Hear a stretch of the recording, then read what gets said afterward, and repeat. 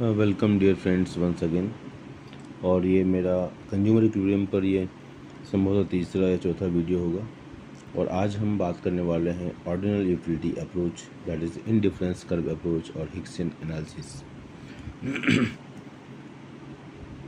जैसा कि आपको सर्वविदित है कि ये इस तरह के वीडियो का पर्पस हमारा क्या है, line by line reading, so that हमारे जो लेट ब्लूमर्स हैं उनको सहूलियत हो, आसानी हो। चलिए तो स्टार्ट करते हैं। The real elaboration of the indifference curve was made by J.R. Hicks and R.G.D. Allen, जो हिक्स एंड एलन अप्रोच भी कहा जाता है। जूनियर क्लासेज में इसको हिक्सन अप्रोच, लेकिन ग्रेजुएशन में इसको हिक्स और एलन के नाम से popularly known as Hicks and Allen. In 1934 they wrote an article, reconstruction of the theory of value, presenting the indifference curve analysis. तो इंडिफरेंस कर्व एनालिसिस की चर्चा उन्होंने अपने एक आर्टिकल में की जिसका नाम था reconstruction of the theory of value. ठीक है। Modern economist disregarded the concept of cardinal measure of utility. जो मॉडर्न इकोनॉमिस्ट थे वो कार्डिनल मेजर ऑफ यूटिलिटी से डिसएग्री थे। They were of the opinion that utility is the psychological phenomena. वो इस बात से सहमत थे, एकजुट थे इस बात पर कि यूटिलिटी क्या है, एक साइकोलॉजिकल फिनोमेना है, घटना है, and it is next to impossible to measure the utility in absolute terms. Absolute term में यूटिलिटी को मेजर करना असंभव है। ये बिल्कुल इस बात में वो एग्री थे, सहमत थे। According to them a consumer can rank various combinations of goods and services in order of his preference. अपने प्रेफरेंस को, अपनी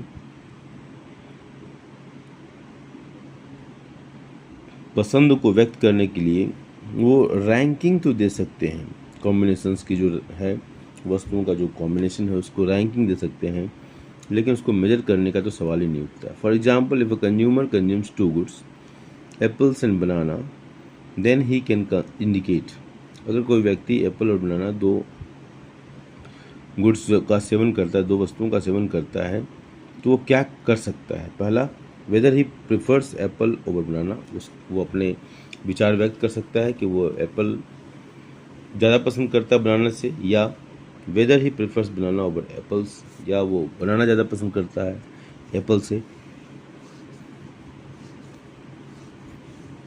एक तीसरी संभावना उभर कर आ सकती है, whether he is indifferent between apples and banana, कि वो एप्पल्स और बनाना के बीच में इनडिफरेंट है। कुछ भी दे दो, कोई फ़र्क नहीं पड़ता है। That is the attitude, that is both are equally preferable, दोनों उसको बराबर रूप से पसंद हैं। And both of them give him same level of satisfaction, और दोनों इक्वल लेवल ऑफ सेटिस्फेक्शन उनको देती हैं। This approach does not cardinal values, और इस अप्रोच में कार्डिनल वैल्यूज़ नहीं होता है। जैसे 1 2 3 4 जैसे अपने कार्डिनल अप्रोच में पहले पढ़ा था, तो वो कार्डिनल अप्रोच के जो नंबर्स हैं, फिगर्स हैं, वो नहीं होते। It makes use of ordinal numbers. Ordinal numbers क्या है? मतलब उसकी रैंकिंग देना, first, second, third, fourth, which can be used only for ranking. It means if the consumer likes apples more than banana, then he will give first rank to apple and second rank to banana.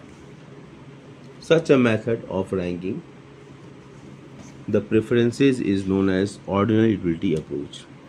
ठीक है, तो method of ranking preferences is known as ordinal utility approach। मतलब उसमें rank देते हैं, उसको absolute terms में नहीं बताते हैं, 1 2 3 4 की तरह उसको मेजर नहीं कर पाते हैं उसके यूटिलिटी को। Ordinal utility is the utility expressed in ranks. क्या है ऑर्डिनल यूटिलिटी? क्या है ये? है यूटिलिटी किस तरह से व्यक्त किया जाता है? रैंक के रूप में। Ordinal approach is considered to be more realistic and improved as compare to the cardinal utility approach. तो ऑर्डिनल अप्रोच, ठीक है, इज कंसिडर्ड मोर रियलिस्टिक, ज़्यादा वास्तविकता से भरा हुआ दिखाया जाता है कार्डिनल यूटिलिटी अप्रोच की तुलना में। Before we proceed to conditions of consumer equilibrium through ordinal approach, it is important to understand the concept of indifference curve and budget line. अब conditions of consumer equilibrium की तरफ हम अगर बढ़ते हैं उससे पहले ये ज़रूरी है कि हम इंडिफरेंस कर्व और बजट लाइन का कॉन्सेप्ट समझ लें। अब आते हैं मीनिंग ऑफ इंडिफरेंस कर्व। तो अभी तक आपने हिक्सियन अप्रोच में किन किन बातों का ध्यान रखा जाता है, हिक्सियन अप्रोच को किसने दिया, ठीक है, उसमें यूटिलिटी का मेजरमेंट कैसे करते हैं, इन बातों को हमने देखा।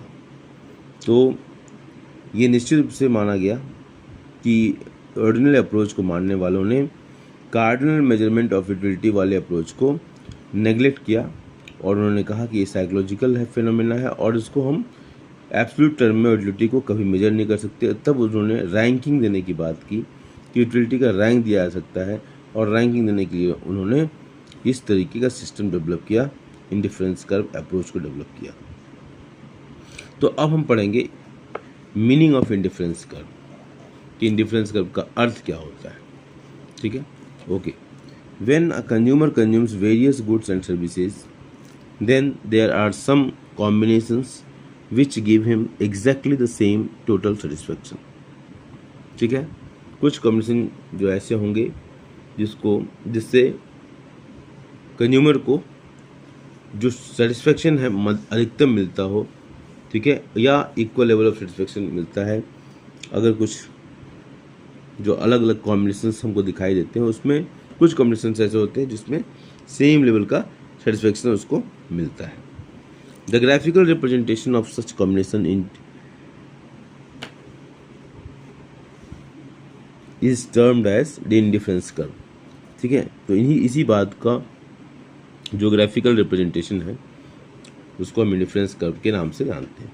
तो इसको डिफाइन कैसे करते हैं? Indifference curve refers to the graphical representation of various alternative combinations of bundles of two goods among which the consumer is indifferent। इसके बीच में कंज्यूमर क्या इंडिफरेंट है। Alternatively indifference curve is a locus of points that shows such combinations of two commodities which give the consumer same satisfaction। An indifference curve is also known as equal satisfaction curve और iso utility curve. तो यहाँ से भी ये important चीज़ है, point है, इसको ध्यान देंगे, ठीक है। Iso utility curve, equal satisfaction curve और इंडिफरेंस कर्व तीनों एक ही चीज़ है। Only two goods are taken as a matter of a general fact. A consumer consumes more than two goods. However, for the sake of simplicity and easy understanding, it is assumed that a consumer buys only two goods throughout the indifference curve analysis। मतलब ये समझने के लिए asking, अब वैसे तो वास्तविकता ये है कि कंज्यूमर बहुत सारे गुड्स को कंज्यूम करता है, लेकिन समझने के लिए हम एक्स एक्सिस पर दो ही गुड्स को दिखा सकते हैं। इस वजह से हम एज्यूम कर लेते हैं कंज्यूमर दो ही गुड्स का सेवन करता है।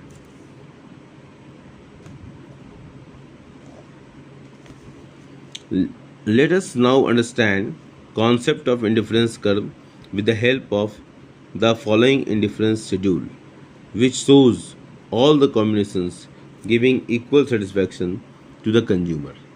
अब आपके सामने क्या इंडिफरेंस शेड्यूल बनाया गया है, कॉम्बिनेशंस ऑफ एप्पल्स एंड बनाना, इसमें दिए हैं पी क्यू, आगे और लिखे जा सकते हैं और निश्चित रूप से लिखा गया होगा पी क्यू आर एस, ऐसे कुछ लिखा गया होगा।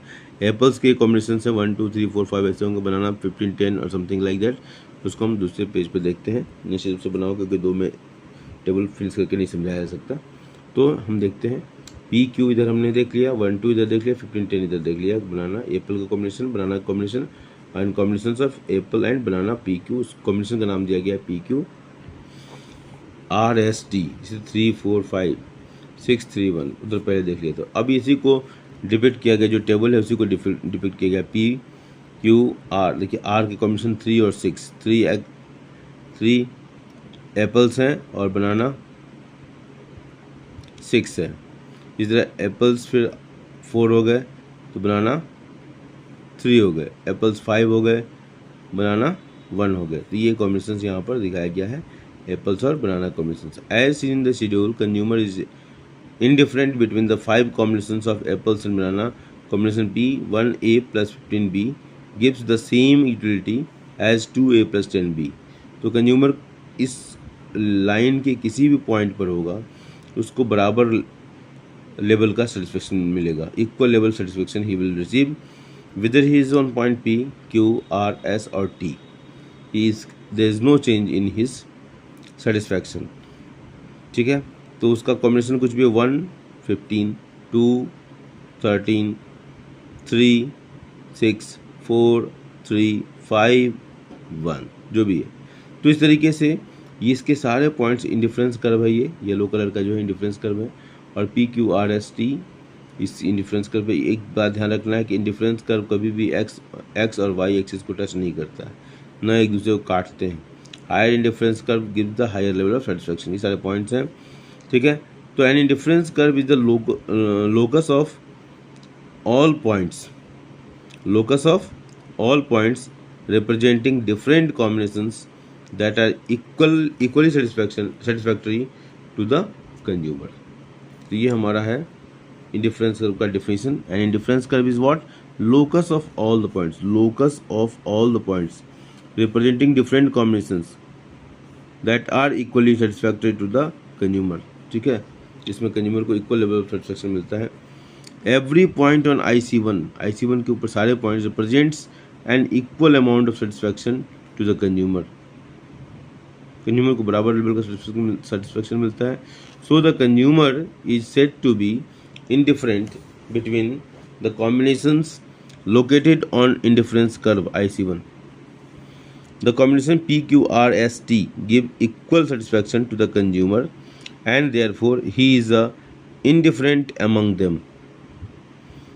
These combinations are together known as indifference set. These combinations are together known as indifference set. अब इंडिफरेंस कर्व के बारे में कुछ important points. Increase of one good requires decrease of the other good and vice versa. अगर हम एक वस्तु में को बढ़ाते हैं तो दूसरे वस्तु को घटाना पड़ेगा। अगर हम एक्स को बढ़ाते हैं, एक्स 0 से अगर 1 पर आते हैं, 0 से मतलब 1 से पहला कॉम्बिनेशन तो 1 है, ठीक है, क्योंकि टच करता नहीं तो ये कॉम्बिनेशन बनता ही नहीं है। तो 1 कॉम्बिनेशन में एक्स लेते हैं, एक्स और वाई का 15 कॉम्बिनेशन हमारे पास है। अगर हम चाहते हैं कि एक्स की मात्रा बढ़ाएं, मतलब 1 से 2 पर आएँ, तो निश्चित रूप से हमको वाई फॉरगो करना पड़ेगा, वाई पीक पॉइंट से क्यों आना पड़ेगा, मतलब 15 माइनस 10 मान लीजिए इसको, अगर 10 होगा तो हाँ 15 माइनस 10, तो इसको हमको फॉरगो करना पड़ेगा। इसी तरह अगर हम चाहते हैं कि 2 से एक्स की जो 2 मात्रा हम एप्पल्स की जो 2 मात्रा कंज्यूम कर रहे हैं, हम चाहते हैं कि हम 3 मात्रा कंज्यूम करें एप्पल्स की, तो हमको वाई फॉरगो करना पड़ेगा। तो वाई 10 से जो नीचे आ गए 6, मतलब यहाँ हम नीचे आ गए 4, लगभग 4 जो है हमको फॉरगो करना पड़ेगा। इसी तरह जैसे जैसे हम एक्स की मात्रा बढ़ाएंगे हमको वाई की मात्रा को फॉरगो करना पड़ेगा। यहाँ पर वही पॉइंट बताने की कोशिश कर रहा है कि increase in one good requires decrease in the other good and vice versa, और इसका विपरीत भी सही है। In case of indifference curve each combination of 2 goods gives equal satisfaction. So when a consumer increases the consumption of one good, then consumption of the other good must be decreased so as to maintain same level of satisfaction. For example, as seen in table 2.5, when consumer moves from combination P to Q, consumption of apples increases by unit while that of banana decreases by 5 units. ठीक है, तो इस बात को ध्यान दिया गया है कि अगर एक की मात्रा बढ़ेगी तो दूसरे की घटेगी, एक दूसरे की मात्रा बढ़ेगी तो इसकी घटेगी, एक्स की घटेगी। वाई डज इट हैपन, ऐसा क्यों होता है? It happens because if consumption of apples increased while that of banana is not decreased or vice versa, then in such combination consumer will have more quantity of one good, which means more satisfaction as compared to the other combinations, which is against the assumptions of indifference schedule that each combination has same satisfaction. तो इसलिए ऐसा ज़रूरी है कि हम एक बढ़ाएं तो दूसरा घटाएं, एक को घटाएं तो दूसरा बढ़ाएं।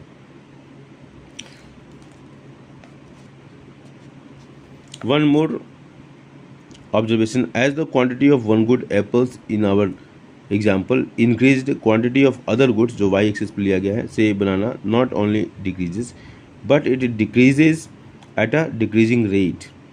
In table 2.5, when consumer moves from combination P to Q, he is willing to give up 5 bananas to obtain 1 apple. However, when he moves from Q to R, he is willing to give only 4 bananas to obtain 1 apple. It has been discussed in detail later in the chapter under the heading Why IMRS diminishes. ठीक है, तो ये हमारा था कि क्यों जो indifference curve के बारे में था कि increase of one good requires decrease of the other good and vice versa, पहला पॉइंट. दूसरा है कि वाई डज इट हैपन. ठीक है, it happens because what consumption of apples is increased while that of banana is not decreased or vice versa. Then in such combination consumer will have more quantity of one good which means more satisfaction as compared to the other combinations, which is against the basic assumptions of indifference schedule that each combination has same satisfaction. ठीक है, अब इसके बाद का जो point है बहुत important point है एग्जाम के पॉइंट ऑफ व्यू से, that is called monotonic preferences.